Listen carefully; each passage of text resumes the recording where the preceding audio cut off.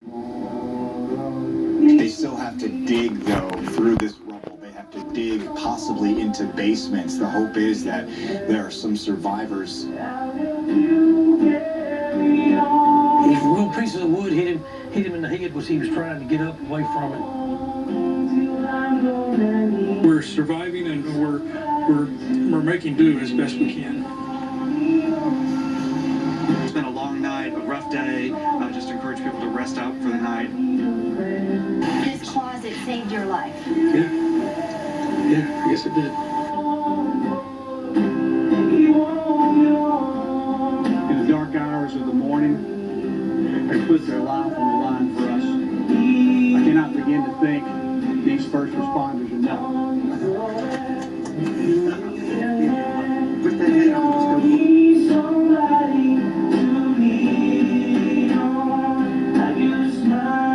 The Lord was with them. That's the only thing you can say. Yeah, there's there because the whole house is torn. It'll have to be torn down.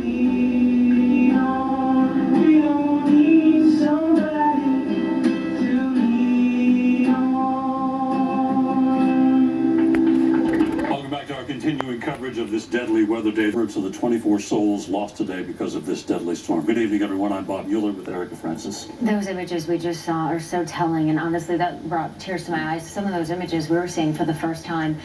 To start our coverage tonight, we want to send it on over to Putnam County. That's where our Eric Egan is standing by. Eric, any more good news for us? We do have some good news. I'm going to lead with that. I wasn't going to lead with the good news, but guys, I am going to now. We've been talking all night about the 77 unaccounted for folks here in Putnam County and Cookeville trying to reunite families. That number went down to 56 about 20 minutes ago. It's now been lowered to 38. Wonderful news. We also have that list at WKRN.com. I was reading some names earlier as well. Recap it real quick. 77 now down to only 38 more unaccounted for. Please go to our website, check out those names, call your loved ones. There's a number attached to that list. It's helping people here in Cookeville. Several hours ago now, everything changed for this community. Earlier, about 6 p.m. today, there's a press conference here behind me. The Cookeville mayor, he called this day the saddest day Cookeville has ever seen, and it's obvious why. A tornado just ransacked this community. 88 people have been treated for injuries at local hospitals. 18 people are confirmed dead. Among the dead are kids. Among the dead are whole families. It's something, that part, the people here, they're never going to come back from that, but they're already searching. They're trying to find survivors. They're still at this hour trying to find survivors.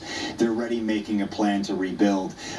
If we haven't ran it yet, let's run some of that video from earlier tonight. So initially about 250 crew members were out there searching. They're digging under houses, they're moving rubble, moving debris. The number is down to 60, but late into tonight they were still working hard trying to find people, any sense of life across about 3 subdivisions where this tornado, again, it came through and people were asleep. There's a field that's adjacent to these neighborhoods, and it's about 20 acres in size, and once it got dark today, the teams, they couldn't search it, and there's a fear there could be some victims in that area. So that's something they're going to check out again when the sun comes up, of course. We've received word tonight, Senator Marsha Blackburn, she's going to be here tomorrow. It's also believed that President Trump will be visiting Putnam County and Cookeville on Friday to get a scope of the devastation here. Finally, the kids were lost today, guys. Moms and dads tucked their kids in at night. There was a sense of security, and that's what they should feel like. And if you have kids, you go through that routine, and that's what a lot of these folks were going through. We talked to the mayor tonight. He said, please pray for us. Send help, send your supplies, send your volunteers. Thank you, but please pray for us as well. Finally, there's a shelter too. Before I send it back, the Red Cross has opened a shelter on First Baptist Church over on Walnut Avenue. So there's a lot of ways you can help. There's a lot of places you can go to if you need help. So that's kind of the situation at the moment tonight in Putnam County and Cookeville. They're trying. It's a step-by-step process. It's going to be a long one, but they're fighters here. And hopefully the same thing will happen. Those names will pop up. Any new information about that search effort tonight? Yeah, just to reiterate, Bob, the unaccounted for list has dropped to 38. Stepping in to help their neighbors, like you're seeing right here in our video. I want to introduce you to Adam Lanning and Ben Bradley. Adam is from Wedgwood, Houston, that area. Ben used to live in Germantown.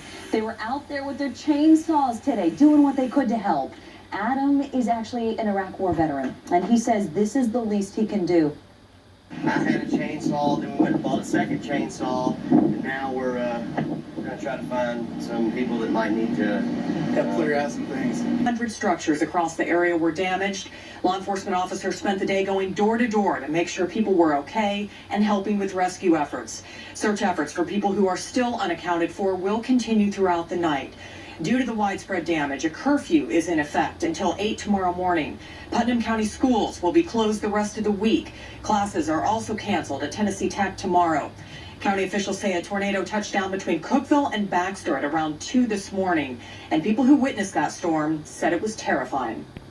University's campus were badly damaged. The tornado tore down some trees, seriously damaged the university's agricultural farm, damaging 3, perhaps 4, if not destroying those buildings on the ag farm near the main campus. If you've got pictures and video, we would love it if you would share them with us as we continue to try to tell this weather story. Just go to fox17.com, look at the Chime In tab on the top, and upload your images. Skywatch 17 meteorologist Alan Seals, one of our sister stations, here to help us do the heavy lifting today. And the question a lot of folks are asking, okay, we know. With survivors of the storm, News 4's Tracy Cornett has a closer look.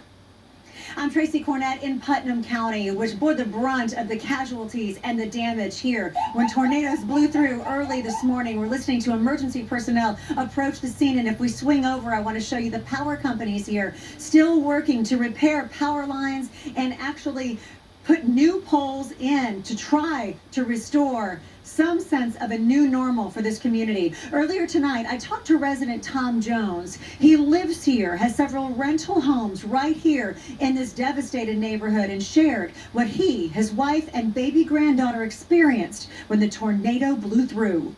Well, it was pitch dark outside. It was very dark, and I could see that there was nothing across the street from it. I heard some screaming, and it was our neighbors crawling from their house was across the street, and it landed in my yard here, and she was crawling to our door on her hands and knees, and there was some very injured young men, and a young lady there broke their leg, and it took a while for the rescue to get here, and they was in my house and bleeding.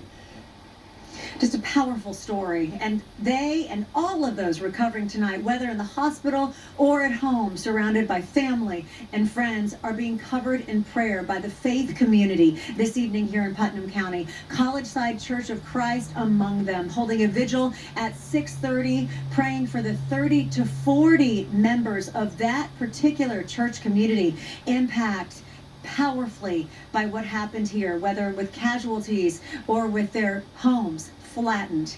In Putnam County, I'm Tracy Cornett, News 4. Tracy, thank you. And Mount Juliet is another area cleaning up tonight. As we mentioned earlier, 3 people were killed there, and they are dealing with miles of destruction in that area. News 4's Rebecca Cardenas is live there tonight. Rebecca. Lauren, we are in the the Triple Crown Point neighborhood left here, just so devastated that this neighborhood is on lockdown tonight. It's actually under curfew. Only residents allowed in tonight, or guests of residents, but you can see not many people left on this street. That got hit really hard. You see more of that story just next door, where that in front of that garage is actually bulging out of the building, and what's left of the roof is barely hanging on. But that's just such a small picture of what Mount Juliet endured here overnight. Let's take this. This image is just breathtaking. I mean, it really takes your breath away, and how gut-wrenching it is to watch and see how much devastation and how many people either completely lost or almost entirely lost their homes and have nowhere to sleep tonight. As Lauren mentioned, 3 people did die here in Mount Juliet as this EF3 storm bared down on them, and we're just really starting to learn more about who those people were and what their stories are, and we're sure that there will only be more of that to come in the days and weeks that follow here as this community begins to rebuild. And another thing that I want to point out, in subdivisions like this one that were hit significantly harder than others, Mount Juliet Police, we really just have to shout them out, and all the first responders who have been working tirelessly for the past clothes, take quick showers, avoid baths if you can. Help. Back to you. Linda, important information. Thank you so much for that update. This is Capitol Hill reporter Chris Bungard back after talking with the governor and the governor touring Putnam County. We know that not only were there deaths, but there were a lot of injuries out there as well. About 88 people were injured. Yes, and we got some numbers here that I don't know if these have been shared. 38 are at Vanderbilt University Medical Center in Lebanon, but 3 are very critical at Vanderbilt University Medical Center here in Nashville. And this comes after we talked to another member of the governor's administration, the National Guard. Top National Guardsmen talked about what the response is up in Putnam County. 1,000 soldiers and airmen that are citizens of this state that are serving in the National Guard. We will make every last one of those available to our communities on an as-needed basis. As the governor said, we've already deployed guardsmen, both Army and Air, in multiple locations, Putnam County primarily. We have debris removal teams that we're moving in from West Tennessee, and then the wing in Knoxville. And before we get more to those pictures, Chris, I want to talk more about that state of emergency. And I know you're still trying to figure out whether the governor is declaring a state of emergency, but our mayor, now he declared a state of emergency. So how does that work? Well, he did, and that frees up some, I believe he needs, it's basically something that is by law that will help in paying for all this at some point.